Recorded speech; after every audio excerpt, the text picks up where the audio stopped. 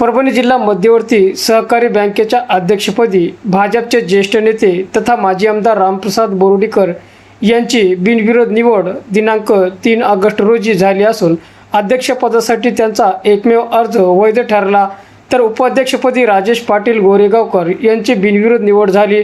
आमदार सईद खान यांनी अंतिम क्षणी उमेदवारी अर्ज मागे घेतल्याने गोरेगावकर यांची निवडीचा मार्ग मोकळा झाला।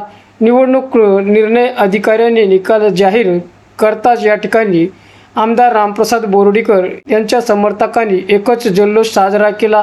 तब्बल 14 वर्षानंतर पुन्हा एकदा जिल्हा बँकेच्या अध्यक्षपदी माजी आमदार रामप्रसाद बोर्डीकर यांची निवड झाल्याने परभणी व हिंगोली जिल्ह्यातून त्यांचा स्वागत व सत्कार व अभिनंदन केला जात असल्याचे पाहावयास मिळत होते। दरम्यान यावेळेस माजी आमदार रामप्रसाद बोर्डीकर तसेच महाराष्ट्र राज्याच्या राज्यमंत्री तथा परभणी जिल्ह्याच्या पालकमंत्री यांनी प्रसार माध्यमांशी बोलताना काय सांगितले ते पहा।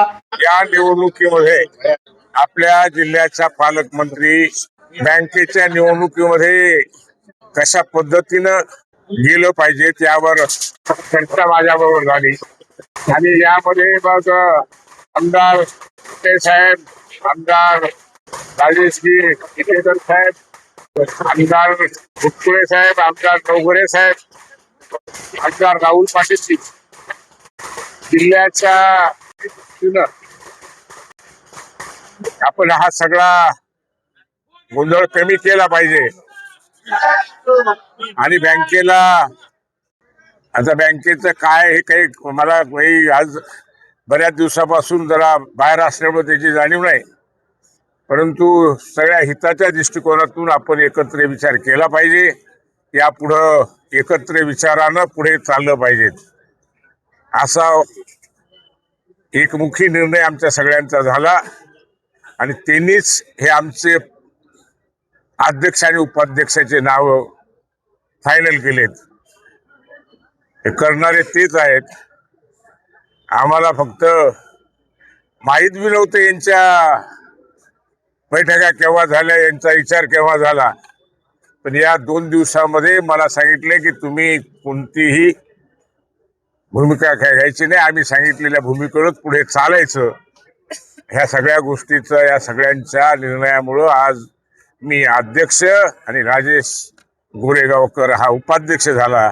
या सगळ्यांचे मनापासून मी आभार मानतो, मनापासून त्यांचं ऋण व्यक्त करतो आणि पुढच्या कामाला सगळ्यांच्या विचारानं सगळ्यांच्या संमतीनं करू हा शब्द या निमित्ताने केला। हे बघा, या ठिकाणी आपला जो पॅनल होता बँकेचा तो महायुतीचा होता आणि सर्व आमदार या दोन्ही जिल्ह्याचे परभणी हिंगोली जिल्ह्याचे आपल्या पॅनल मध्ये होते आणि त्यामुळे आणि खास करून रत्नाकर गुट्टे साहेब आणि राजेश विटेकर जी यांचं मी धन्यवाद देते की त्यांनी चांगल्या पद्धतीने की ही निवडणूक बिनविरोध झाली पाहिजे आणि अनुभवी रामप्रसाद बोर्डीकर साहेबांना या बँकेचं चेअरमन केलं पाहिजे असा विचार त्यांनी केला आणि सर्वच संचालकांना ह्या बाबतीमध्ये त्यांनी तयार केलं आणि त्यामुळे आज या ठिकाणी बिनविरोध अध्यक्ष आणि उपाध्यक्षाची निवड झालेली आहे। राजेश गोरेगावकर जी हे हिंगोलीतून ह्या बँकेचं नेतृत्व करणार आहेत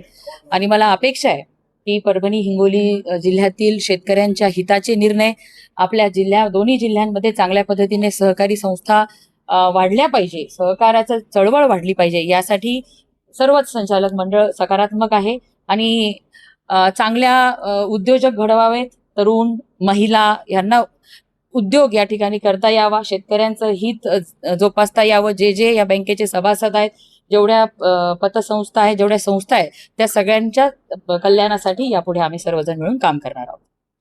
आनंद होतोय ज्या खोट्या केसमध्ये त्यांना अडकवलं गेलं होतं, आज या ठिकाणी बिनविरोध अध्यक्षांची निवड त्यांची झालेली आहे। हेच दाखवतंय की सर्व संचालक, तुम्ही बघितले अर्ध्याच्या वरती संचालक हे वर्षानुवर्ष ह्या बँकेचे संचालक राहिलेले आहेत, त्यांनीच बोर्डीकर साहेबांचं नेतृत्व मान्य केलं की ते चांगल्या सक्षम पद्धतीने ही बँक चालवू शकतात हा विश्वास त्यांच्या मनामध्ये त्यांना वाटला आणि म्हणून आज त्यांनीच मोठ्या मनाने बिनविरोध बोर्डीकर साहेबांची निवड या ठिकाणी केली। आनंद होतोय। सहकाराचं जाळं अधिक सक्षम करण्यासाठी सहकारी संस्था, सहकारी जे काही देशाचे सहकार मंत्री अमितभाई शहा ह्यांच्या संकल्पनेतील आणि मुख्यमंत्री देवेंद्र फडणवीस साहेब यांच्या संकल्पनेतील सहकार चळवळ आपल्या परभणी हिंगोली जिल्ह्यामध्ये आपण या ठिकाणी अधिक भक्कम करणार आहोत. जिंतूर सहार न्यूज चॅनलची बातमी आवडल्यास लाईक करा, शेअर करा, कमेंट्स करा, सबस्क्राईब करा. जिंतूर सहार न्यूज चॅनलसाठी मी शेख अलीम.